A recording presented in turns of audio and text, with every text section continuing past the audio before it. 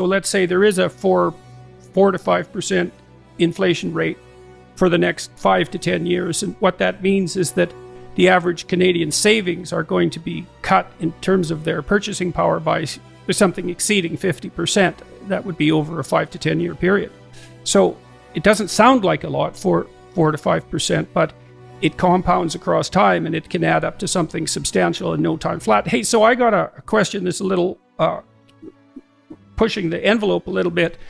The cryptocurrency types, the people who are pushing Bitcoin in particular, make the extraordinarily radical claim that it would be better for everyone if the entire business of money was taken out of the hands of government permanently. And that's essentially what Bitcoin allows, at least at the present time. Jordan Peterson is continuing on in the Bitcoin conversation and realizes that the current legacy financial system and fiat currency makes absolutely no sense. In case you guys missed it, last month Jordan Peterson jumped on the Bitcoin wave, hosting a Bitcoin podcast with 4 Bitcoin experts. This week he continued the conversation, and to give you some context, he is having a discussion about Bitcoin with Maxime Bernier, who is a Canadian politician and the leader of the People's Party of Canada. Although Peterson doesn't outright say he's a fan of Bitcoin, you can tell from his demeanour he definitely understands the current cycle of inflation and money printing, coupled with government's control of currencies, is unsustainable. Peterson also highlights how most politicians do not have a fundamental understanding of monetary policy, which comes in response to a statement from Canadian Prime Minister Justin Trudeau, which I will play for you at the end of the video. Also, only a small percentage of my viewers are actually subscribed. If you enjoy finance content, consider subscribing or liking the video. It's free and you can always change your mind. It would be better for everyone if the entire business of money was taken out of the hands of government permanently. And that's essentially what Bitcoin allows, at least at the present time. And so that means that central bankers and politicians would, in principle, assuming this is actually a possibility, would never be able to print money, and they would never be able to inflate currency. And what do you think about those sorts of cryptocurrency claims? And I'd like to know what you think about that in general. I agree with that. I think they're right. We have a fiat currency right now, and that's why this inflation, and we are losing our purchasing power. Yes, I believe that we must have more competition. And the cryptocurrencies and the Bitcoin can be an alternative. But personally, I prefer a gold standard like we had in the 19th century here in Canada. Because when you have a gold standard, the central bank won't be able to print money out of thin air. It's another way to control the central bank. So, and we had that before in the past, in the 19th century, and that was very prosperous time, prosperous century. So, but I'm not against the cryptocurrency. I think we must have more competition. You're absolutely right on that.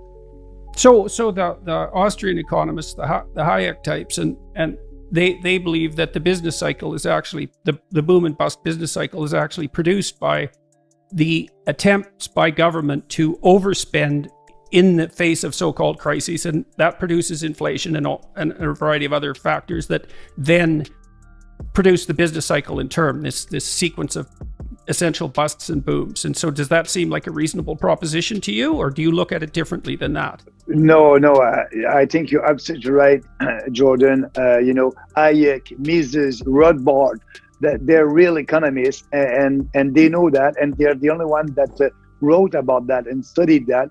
And I believe, yes, the circle that we have, the up and downs in the economy, it's because of the central bank.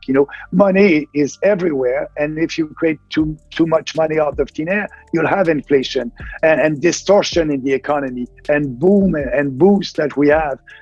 So I 100% agree with Mrs. Rothbard, Hayek, and these economists.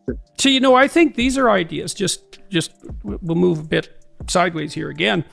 I think a lot of what political leaders could do, if they had the intellectual capacity, would be to use forums like YouTube to actually educate the public. And I don't mean I don't mean I'm shaking my finger at you because you need to be educated. I mean to walk people through the logic and to explain why these propositions are reasonable and to treat the public as if they're capable of engaging in actual intellectual exercise, because my experience on YouTube has been that they are, to a massively surprising degree, because I conduct these discussions with people I really admire, and sometimes those people are really, really smart.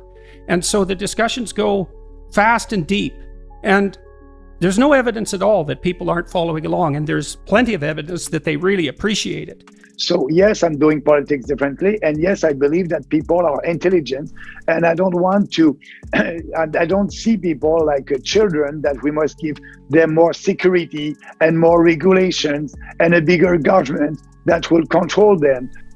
Yeah, well, I also think it's stunningly cynical on the part of political leaders to manage their message. You know, because it means that there's no real faith in just direct discussion, and maybe no capacity for that discussion to begin with. I mean, our Prime Minister has stated publicly that he's really not interested in monetary policy. And what I read that two ways is three ways. One, how could you possibly say that and not notice what you just said? And second, well, perhaps that's because you actually don't understand it. And third, it's because not only do you not understand it, but you don't know how terrible it is that you don't understand it. So there is Jordan Peterson's discussion on Bitcoin, and it's fascinating to see the 12 Rules for Life star come across and join in the Bitcoin discussion. I believe this is a theme we will continue to see as well-known individuals from other fields come across and discuss issues with current monetary theory as Bitcoin becomes more adopted. Now, at the end of that clip, Peterson was speaking on political leaders stating publicly they have no interest in monetary policy. This was in response to a statement from Canadian Prime Minister Justin Trudeau. Listen here. Talk of allowing the Bank of Canada to make some tweaks to the mandate to give it a little bit more flexibility to tolerate higher inflation, so it could, help stimulate the economy a little bit more in this very difficult time. Do you have a position on the mandate? Would you support a slightly higher tolerance for inflation? I don't know. When I think about the biggest, most important economic policy this government, if re-elected, would move forward, you'll forgive me if I don't think about monetary policy. That was Justin Trudeau commenting on inflation and stating that he doesn't have interest in monetary policy. And I agree with Jordan Peterson. How can our political leaders possibly not have an interest in monetary policy? Does it come from a place of not understanding? And not just to pick on Canada and Justin Trudeau, I think this would be a common theme amongst world leaders. Anyway guys, let me know what you think on Peterson's thoughts in the comments. Do our political leaders have an obligation to better understand and educate on monetary policy?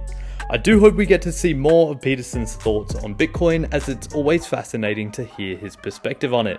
Hope you guys enjoyed today's video and that provided you with some value. I'll see you all in the next video, and as always, have a great day.